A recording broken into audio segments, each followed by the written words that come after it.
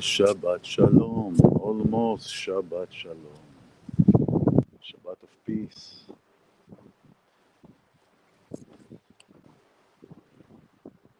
Shabbat of calmness. May this Shabbat bring all the hostages back home in Israel.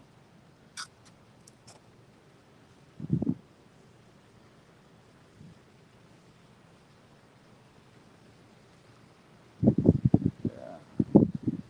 A nice stroll on the ocean. You know, it's so ironic.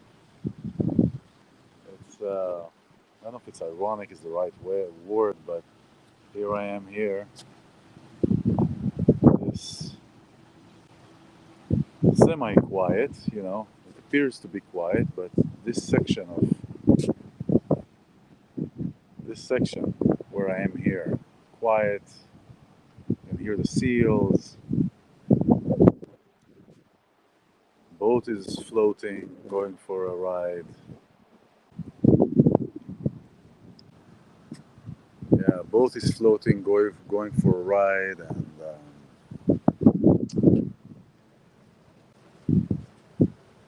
it's hard where in my home country there's a turmoil.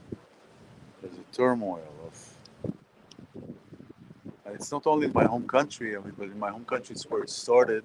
In Israel, where I forgot I have a mic here, where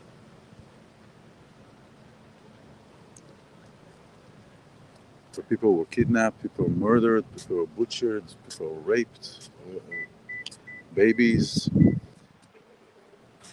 And that gave a legitimization in the rest of the world, in America, in Europe, everywhere, for anti-Semitism,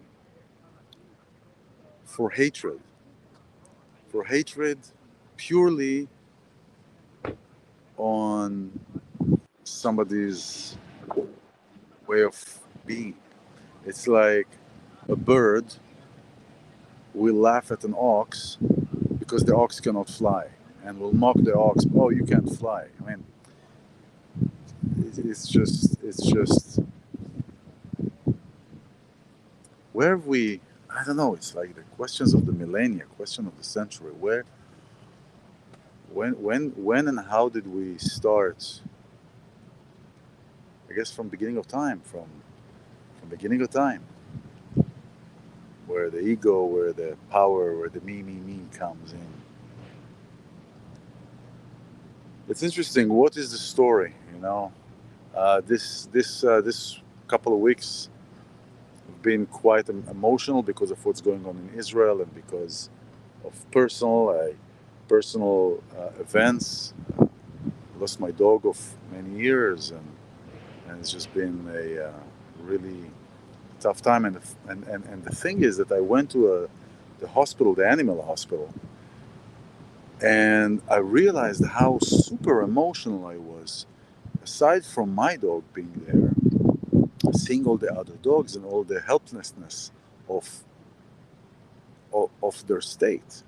I guess being around humans all the time and in hospitals kind of desensitizing everything, and then going to this animal hospital, seeing how helpless they are, and it's just brought a lot of emotions, and that probably also has to do with the fact that my dog passed away. So it was a lot of emotions. But altogether, not just there, but what I see around and what is coming up. What is coming up is the yearning for connection. There is a yearning for connection. There always have been. But this has been a heightened state. There is a heightened state of hatred. There's a heightened state of anti-Semitism against Jews just because they are who they are. It's like I said, a bird is like will create a rally to hate all oxes because they cannot fly. There are more details to that, but I will leave it to another time. But there is a yearning for connection, and it is what story do we tell ourselves? What story do we tell ourselves and what we are embedding ourselves in? This portion, Vayera, is really what we need to be reminded of chesed, compassion. Abraham was known for hospitality, and his tent was open on all four sides. So anybody who is coming out, anybody can just come in without any going around the tent to come in. Hey Chuck, Shabbat Shalom. Great seeing you. Yeah. So Abraham's tent was open on four ends, so nobody has to even make the turn around to come in and to find the opening. So here is Abraham at his third date of his own, at 99, his own circumcision, his own contract, and binding or promise with God, and he still goes out. So God makes things even more difficult. Takes the sun, makes it an extremely hot day, so nobody can go out, and he's out there. And there is the section of the portion where suddenly Abraham looked, and three guys are standing upon him. Now, the way that it's described is nitzavim, and nitzavim is it didn't say, oh, they're approaching.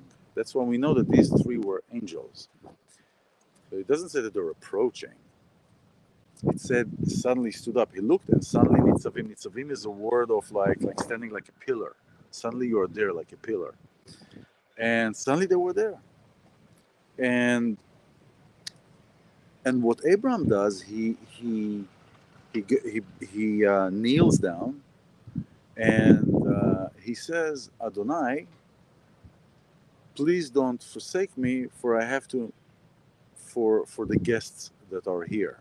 Now, Adonai can mean two things: either the plural of sir, and he's talking in plural because there are three of them. Please don't leave until because I have guests, because you are here, until I attend to the guests. And there is the other interpretation that he is talking actually to Adonai, to to God, to the name directly. Please don't leave while I have these people here. The other thing that I was thinking about this morning is that he's actually talking to God through them, saying, God, please don't leave. And here is the thing. He drops everything. And he said, please stay. And they say, okay, we'll stay just for a little water and bread. And he goes and he tells Sarah, go prepare cookies and cakes and bakings and all these kind of things. And it comes in such a time that we need compassion, this reminder of compassion, of hospitality. This is an example of compassion. And how are we compassionate to ourselves? What story do we tell ourselves? This is a time, especially because of what's going on, especially because of these hatred actions that are happening in Israel, here, everywhere. Especially to remember where we come from. Moses is talking that the three qualities of a leader or of a country to exist is to remember where you come from, and to remember where you come from. It's not just what country you come from, but your heritage, your lineage, your own story. And if you take it to ourselves, what is our own story? We're covered up by so many stories, by so many beliefs. People hate one another because they were told to hate. Most people will follow a crowd because the crowd went somewhere, without even asking why. What story we're telling? What belief we're believing? This is the time for our compassion to come out to ourselves, to remember our mission, to remember our goal, to remember our destiny. Yeah, to remember our destiny. Where are we? Why are we here? And every time it's dynamic because it could evolve. There is the main issue of why we're here, the main goal, but it evolves over time, over journeys, over experiences. It will evolve. It'll grow. When somebody tells me, "Oh, come on, be authentic," I'll say, "Yeah, of course." And authenticity is dynamic. Authenticity is never static. You know, when somebody tells me 5 years ago be authentic, it's a different authenticity than authentic today, because 5 years ago I had a different mindset, I had a different understanding of certain things, certainly of myself. You know, so it is, what are we coming back to? Let's come back to our root. Let's come back to our root, and our root is giving. Our root is compassion. Our root is caring. Our source is caring for the other. And when we carry for the other, believe you me, we get it back. But this is not the reason to be caring for another. To be caring for another, when you do something good to somebody, for somebody, or you do a good deed, what happened? You feel this elevated feeling. Oh, I did something good. Many times, people will push it aside because it's not cool, or it's not. I don't know. But that's the essence. And the more you do, the more you get. I told the story. I think I told the story. In Israel, back in the day, we didn't have flashlights for the bike. We had what's called a dynamo. It was a little wheel that would stick on the glue on the wheel, on the front wheel, and it had a little a wheel that it would spin together with the main wheel of the bike, and that would create energy, which would create light. Which means the more I pedal, the more light I get. So the more I give, the more I get. The more we give, the more we get. This is. I haven't been here for. I think last week I wasn't here. I wasn't here with you. There are a lot of things, a lot of reconstruction things that are going on, and I'm glad to be back and to share and to hear and to engage. So compassion. Back to our story. Back to our original. Shabbat Shalom. See you soon.